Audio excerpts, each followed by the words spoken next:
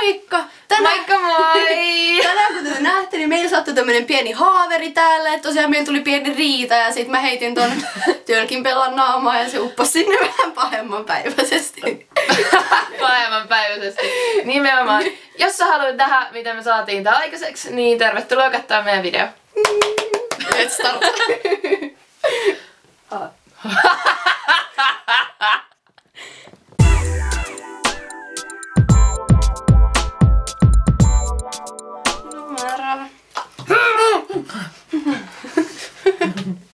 Homma lähtee parhaiten käyntiin tavallisella huultenrajauskynällä, tällaisella nestemäisellä valkoisella lateksilla.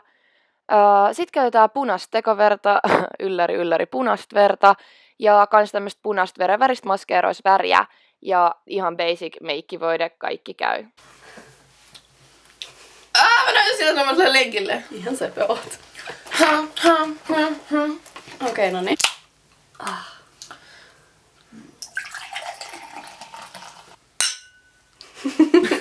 Aloitetaan tämän lookin tekeminen sillä tavalla, että otetaan mikä tahansa limutölkki ja leikataan se kahtia. Toinen puoli laitetaan vasten mun silmää ja sitten piirretään sillä huultenrajauskynällä noi ääriviivat. Täydellinen. Sitten aletaan kiinnittää tätä valkoista bössöä mun naamalle, eli ympäriinsä mun silmää, ja sen jälkeen toi pumpulikin siihen päälle noit ääriviivoja myöten. Joo. Tää on mun sotameikki. Joo.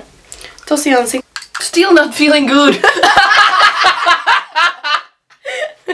Okei, no niin.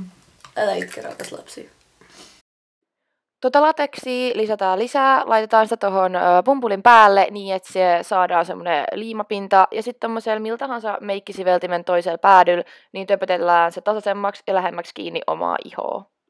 Tää lateksin töpöttely ainakin mun mielestä tuntuu viemään ikuisuuden aikaa, mutta tärkeintä, että siitä tulee tollanen tasainen. Ja tässä välissä on ihan hyvä vedellä vaikka vähän eväitä samalla, ainakin mulle maistuu.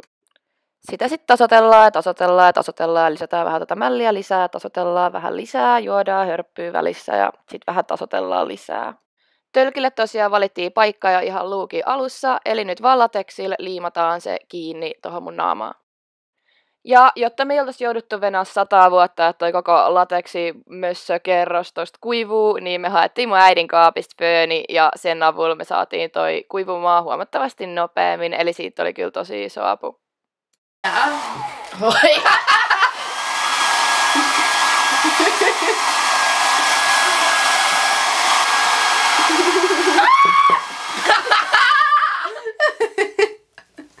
No niin. Sitten kun tuosta föönistä ollaan selvitty, niin sitten otetaan käteen meikkivoide. Ja piilotetaan kaikki toi valkoinen, mikä tuohon ympärille on kertynyt, niin meikkivoiteella. Ja sen avulla me saadaan tosta ihon värinen, jonka takia se mahdollistaa sen, että se näyttää aidommalta ja siltä, että se oikeasti voisi kuuluukin mun naamaan. Ja sit tulee mun oma ihan lempparijuttu, eli lähdetään tekemään tätä verta. Aloitellaan silleen, että siveltimellä töpötellään tämän maskeerausväriä. Tässä vaiheessa tämä meikki näyttää ehkä enemmän joltain pahemman luokan palovammalta kuin miltään verituholta, mutta tästä on oikeasti tulos kyllä ihan siisti. Ja nyt tulee koko universumin siistein asia, eli nestemäinen tekoveri. Nyt on hyvä. What? Oh no, tästä on ihan saakelin hieno. Ihan sikasiisti. Ihan sikasiisti.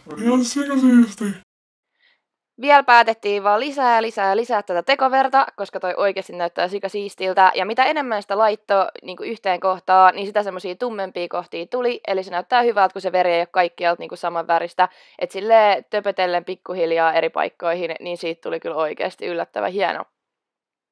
Sitten mä vielä näytän tämän lopputuloksen, että millainen tästä sitten tuli.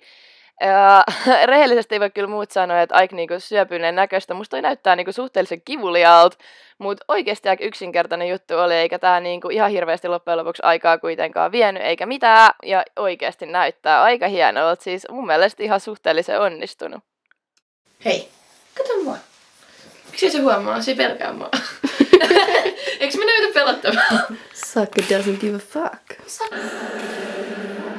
Nyt me mennään kurkkaa mun pikkuvälihuoneeseen. Mä haluan niin nähdä se ilmeen.